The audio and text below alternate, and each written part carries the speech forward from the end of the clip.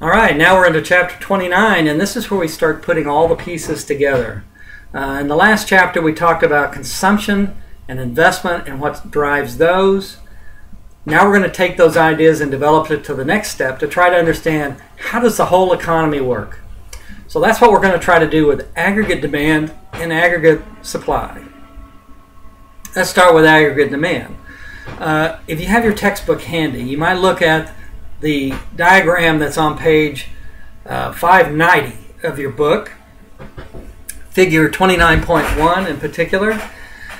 And what you see there is a negative relationship between the price level and output as depicted by the green aggregate demand curve there. What that means is, why do we have a negative relationship between aggregate demand and prices? All right, what is aggregate demand fundamentally? Remember our relationship with GDP, C plus I plus G plus X. Those are the four big parts of GDP. Well, that's spending. Spending is aggregate demand. So think of that aggregate demand curve as being C plus I plus G plus X. Why does that go down when prices increase? So why is there a negative relationship? As prices go up, we purchase less. There's fundamentally three reasons why this happens. First reason, something called a real balances effect, which means higher prices means each dollar can purchase fewer things. So look at the horizontal axis on our graph. It's output, it's production, it's things, it's services, it's items. So at higher prices, our dollar goes less far, so we can purchase fewer things. Real balances effect. Real meaning, real has to do with price changes affecting purchasing power. Second reason there's a negative relationship has to do with interest rates. What happens when prices go up? When prices go up, that means you and I have to carry more cash around to pay for things. Remember, each dollar buys less. So if we have to carry more cash around, that increases the demand for money. Increasing the demand for money is going to drive up interest rates. We're going to understand this relationship a lot better when we get later in the book when we understand financial markets. But for the moment, understand that an increased demand for money drives up interest rates. What happens when there are higher interest rates? Consumers spend less money. It's more expensive for car loans, for house loans.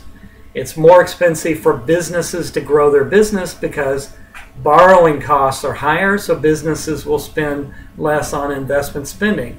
So C and I go down when prices go up because interest rates go up. It's more expensive to borrow.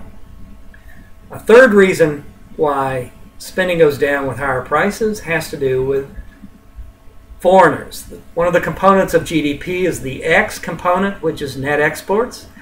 When prices go up, things are more expensive. So the Japanese, the Swiss, the Germans buy fewer American products because they're more expensive because they cost more. Higher prices. So quick review. Why is there a downward slope to the aggregate demand? We have a real balances effect. Your dollar doesn't buy as much. We have an interest rate effect. At higher prices, interest rates go up. And thirdly, we have a foreign purchases effect because foreigners buy less things because they're more expensive. So there's a negative relationship. Notice also that that aggregate demand curve can shift, meaning at every price level we either decide to buy more or less. That'll be driven by all those things that cause either consumption or investment to shift. Things like changes in our wealth, changes in interest rates, again, changes in expectations or attitudes about the future. We just want to spend more or we just want to spend less. Business profits increase or they decrease. That could cause a shift. Input costs could affect it because businesses don't want to invest as much. Technology can affect it because businesses either do or don't want to invest as much. So all the things that cause C or I to shift will affect aggregate demand and cause it to shift. There's our aggregate demand. All right, now let's go on to aggregate supply. Aggregate supply is shown. The one we're going to use most in this class is the figure 29.4, which is on page 595 of your textbook. Notice it shows a positive relationship between prices and output. Aggregate supply is driven by producers. How much do producers want to produce at different levels of prices? It's going to be driven primarily by costs. Things that affect the underlying cost of doing business is going to affect that supply curve. So think about it this way. Here's the difference between aggregate demand and aggregate supply. Let me just show you. In aggregate demand, we're thinking about what happens when prices change. The delta there means a change in price. Delta price drives a change in quantity. So the price changes, that's going to change quantity levels. That's how aggregate demand works. The causal relationship runs from changes in price to changes in output. With aggregate supply, we're going the opposite direction. We're going to say the change in output is going to drive changes in price. Changes in output causes changes in price. How does that work? Think about producers. When they want to expand their output, all other things equal, they want to keep profit levels up. So one of the things that's going to cause a result of output changes is their input costs are going to go up, their wage level costs are going to go up, so they're going to charge higher prices. So the causal relationship is, as businesses produce more, they're going to be driven to raise their prices because their costs have gone up because they want to maintain profits. All right, so that's the fundamental relationship with aggregate supply. It's driven by costs and all the things that businesses integrate into the production process. What else could affect aggregate supply? Well, how productive are my resources? I might be willing to hire more workers if they produce more, if they're more productive. I might be able to afford that fancier machine or that the assembly line because it's more productive. So the productivity of the inputs is going to affect aggregate supply. In particular, if our inputs become more productive, then that aggregate supply curve could shift to the right, meaning at every price level, businesses would be willing to produce more because each input is more productive. So, okay, I'm spending more on my inputs, but hey, they're producing a lot more, so I want them. Another thing that might drive those things, of course, is technology. As those inputs become more productive because of technology or better training, or all those kinds of things will drive aggregate supply. Input prices, even absent all that. What if the cost of oil goes up? That's going to drive the cost of the inputs of a lot of things. So that could affect aggregate supply in a positive or negative way, depending on which way oil prices go. Finally, taxes and regulation. That affects business costs. So those kinds of things could affect aggregate supply. Finally, let's put the two pieces together. So in figure 29.9, for example, is an example of putting aggregate supply and aggregate demand together. You've been in enough economics classes to understand that where those things intersect, that's going to create an equilibrium. And what we mean by an equilibrium, that's not necessarily a good or a bad place for the economy to be. An equilibrium is just simply where the economy will settle.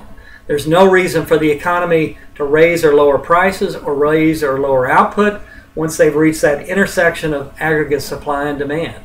That's just simply where the economy wants to go. What if, as described in figure 29.9, that is at an output level that's below full employment? That may be the case we're in. So the point that's being described in figure 29.9, which is point A of that diagram. Point A would be equilibrium, for example, where we have full employment. But what if, for whatever reason, aggregate demand had shifted to the left and the economy wants to move to a new equilibrium that's below full employment? That would be described by point C. At the new intersection of aggregate supply and demand would be a lower output. However, notice what's going on at point C. We have lower prices as well. here's the hitch. In the real world economy, prices tend not to fall very often. So what we really end up is at point B rather than point C. So let me go back and review. The point A might have been a full employment equilibrium. That might have been where the economy was in 2007. We had essentially full employment, the economy was growing, everything was great. What happened? The housing market collapsed, banks collapsed, businesses closed their doors, people lost their jobs, income fell, wealth fell. What happened? Aggregate demand shifted from aggregate demand 1 to aggregate demand 2, as shown in figure 29.9. So now we're in a new equilibrium, which is at less than full employment. If the economy had fully flexible prices, we'd end up at point C. It's still lower output, but what happens if prices don't fall, which they really didn't fall, and we really ended up at point B? Notice at point B, we have even lower output than what we would have had at point C. So sticky prices actually cause a greater problem, meaning the economy doesn't fully adjust, and we end up at point B rather than point C, and we reduce output by even further, which means even more people lost their jobs.